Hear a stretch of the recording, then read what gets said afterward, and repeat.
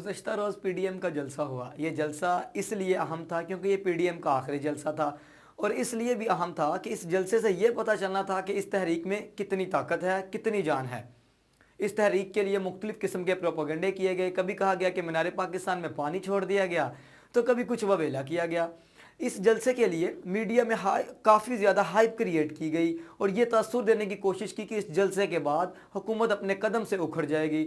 मरीम नवाज़ ने यह भी दावा किया कि इस 13 दिसंबर को आर होगा या पार होगा, ना आर हुआ ना पार हुआ, बल्कि ये लोग ख्वार हो गए।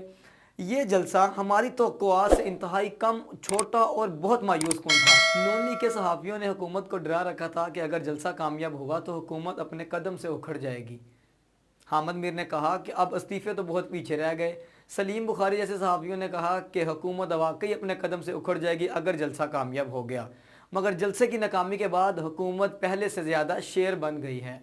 जीएनएन के सहाफ़ी ताहिर मलिक ने दावा किया कि नवाज शरीफ ने कहा है कि इस जलसे में खादिम हुसैन रिजवी के जनाजे जितनी आवाम आनी चाहिए, जबकि एंकर इमरान खान ने दावा किया कि एक एमएनए को 2000, एमपीए को 1000 और जनरल कौंसलर को 400 बंदा लाने की हदायत की गई हैं। अगर इनमें से आधे लोग भी आ जाते तो लाखों का मजमा हो जाता, मगर ऐसा ना हुआ। ये जलसा एक मायूस कुन साबित हुआ। तहरीक इंसाफ ने मीनार पाकिस्तान में तकरीबन 4 जलसे किए। पहला जलसा 30 अक्टूबर 2011 को किया, जिसके बाद तहरीक इंसाफ का उरूज शुरू हुआ, और इसके बाद 2013, 2014 और 2018 में जलसा किया।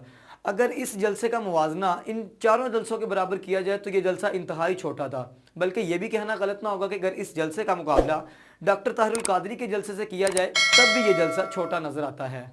नून लीग ने 30 अक्टूबर 2011 के इमरान खान के जलसे के बाद कई बार प्लानिंग की कि मीनार पाकिस्तान में जलसा किया जाए, मगर उन्हें इस चीज़ का खौफ था कि कहीं हमारा जलसा फ्लॉप ना हो जाए, क्योंकि इमरान खान का ये जलसा बहुत बड़ा था। मगर इस बार पीडीएम कुछ खुश फहमी में थी कि 11 पार्टी जब मिलकर जलसा करेंगी और क्राउड को फुल कर दिया जाएगा और उसके बाद ये फिर कहेंगे कि इमरान खान इस्तीफ़ा दो, देखो हम कितनी आवाम ले आए, मगर ऐसा भी ना हो सका। मेरे ख्याल से इस जलसे की नाकामी की सबसे बड़ी वजह हद से ज़्यादा एतमाद था। मरीम नवाज़ चाहती थी पैसे बहाकर, मीडिया को साथ मिलाकर जलसे को कामयाब करवा लिया जाएगा, मगर ऐसा ना हो सका। पीडीएम एक दूसरे के आसरे पर थी। अगर कोई एक पार्टी अवाम कम लाती है तो दूसरी पार्टी अवाम ज़्यादा लाएगी और उसकी कमी पूरी कर देगी, ऐसा भी ना हो सका। इस जलसे की नाकामी का सबसे ज़्यादा क्रेडिट मरीम नवाज़ को जाता है, जो कि छोटी छोटी रैलियाँ निकालती रही और वो सब कुछ अपनी रैलियों में कहती रही जो कुछ उन्होंने जलसे में कहना था, और उन्होंने अपने मुतबादल होने का कोई प्लान ना छोड़ा। यही वजह थी कि मरीम नवाज़ की जो सियासत थी वो हुकूमत और फ़ौज पर तनकीद और नफ़रत पर मबनी सियासत थी। तामीराती सियासत के लिए उन्होंने कुछ ना कहा कि हुकूमत में बेहतरी कैसे लाएंगे, हस्पताल स्कूल में बेहतरी कैसे लाएंगे, मईशत को बेहतर कैसे करेंगे, गरीब के लिए क्या कुछ करेंगे। ये वो बातें हैं जो कि इमरान खान 2013 के और 2018 के इलेक्शन में कहता था कि मैं करप्शन के ख़िलाफ़ जहाद करूँगा, मैं ये करूँगा वो करूँगा, इस मुल्क की खातिर सब कुछ कुर्बान करूँगा। इस मरीम नवाज़ के इस जलसे में ऐसी कोई बात नहीं थी, बल्कि फ़ौज पर तनकीद, हुकूमत पर तनकीद, इमरान खान घर चले जाओ, इमरान खान इस्तीफ़ा दे दो, इमरान खान बुरा है, मेरे बाबा जान पर जुल्म हुआ है, मेरे चाचा को जेल पे डाल दिया है, सिर्फ यही बातें वो करती रही। सवाल ये है कि नून लीग का मीनार पाकिस्तान जलसा करने के बाद अगला लाहे अमल क्या होगा। तो इसका जवाब यह है कि अपोजिशन का मीनार पाकिस्तान में नाकाम जलसा एक बहुत बड़ा ब्लंडर है। एक तरफ तो इन्होंने ये दावा कर रखा कि हम इस्तीफ़े दे देंगे, और अगर ये जलसा कामयाब हो जाता तो मरीम नवाज़ अपने एमपीएस और एमएनएस को ये कह सकती कि देख लो पंजाब में हम कितने मकबूल हैं, इमरान खान जाने वाला है, हमारी हुकूमत आने वाली है और अब इस्तीफ़े दे दो। अब मरीम नवाज़ ये भी नहीं कह सकती, बल्कि मुझे ऐसा लगता है कि अब अरकान असम्बली इस पर अपने फ़ैसले पर नज़रसानी करेंगे कि इस्तीफ़ा देना है या नहीं देना। और मुझे ऐसा लगता है कि एक पार्टी में एक फॉरवर्ड ब्लॉक बनेगा जो अपनी क़यादत के फैसले से बागी होंगे और इस्तीफ़ा नहीं देंगे और इस्तीफ़ा ना देने पर डट जाएंगे। दूसरा ये कि इस नाकाम जलसे के बाद ओपोजिशन समेत नून लीग को सबसे ज़्यादा झटका लगेगा और ये उनकी तहरीक पर बहुत बड़ी ज़रब होगी। जलसे में तो वो नाकाम हुए और लॉन्ग मार्च इससे ज़्यादा ख़तरनाक साबित होगा, क्योंकि ना तो पीपल्स पार्टी के पास ऐसे लोग हैं और ना ही नून लीग के पास ऐसे लोग हैं जो कि लॉन्ग मार्च के लिए निकलें।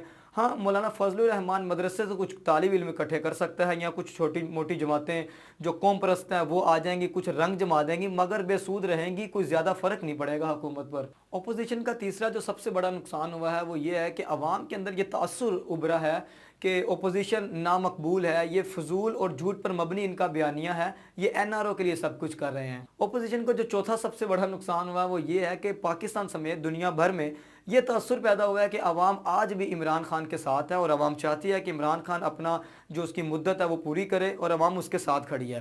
जबकि जो अपोजिशन के जो पीछे जो कुव्वतें हैं, अब ऐसा लग रहा है कि अब ये भी पीछे होना शुरू हो जाएंगी। पांचवा जो सबसे बड़ा नुकसान हुआ है वो महमूद अचकज़ई की तकरीर जो कि लाहौरियों से मुतल्लिक थी। उन्होंने कहा कि लाहौरियों ने हिंदुओं और सिखों के साथ मिलकर अंग्रेज़ों का साथ दिया और अफ़गान सरजमीन पर कब्ज़ा करने की कोशिश की। ये इसलिए कुछ डैमेजिंग है कि नून लीग के इत्तेहादी ने यह बात की और उन लोगों के खिलाफ किया जो कि जलसे में मौजूद हैं। और छठा जो सबसे बड़ा नुकसान है जो मैं समझता हूँ कि सेनेट इलेक्शन, ये रुकने वाले नहीं हैं। ये फरवरी के लास्ट में या मार्च के शुरू में होने वाले हैं और ये मैं बात आपको दावे से कह रहा हूँ, ये लिख लीजिएगा कि ये हो ही नहीं सकता कि पीपल्स पार्टी सेनेट इलेक्शन में पार्टिसिपेट ना करे।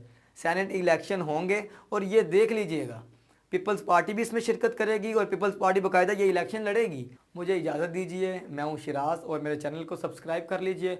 अगर आपको मेरी किसी बात से इख्तलाफ लगे तो आप कमेंट्स में बता सकते हैं ताकि मैं उसका रिप्लाई दे सकूँ और हो सकता है कहीं मैं गलत हूँ और मेरी रहनुमाई हो जाए। बहुत शुक्रिया।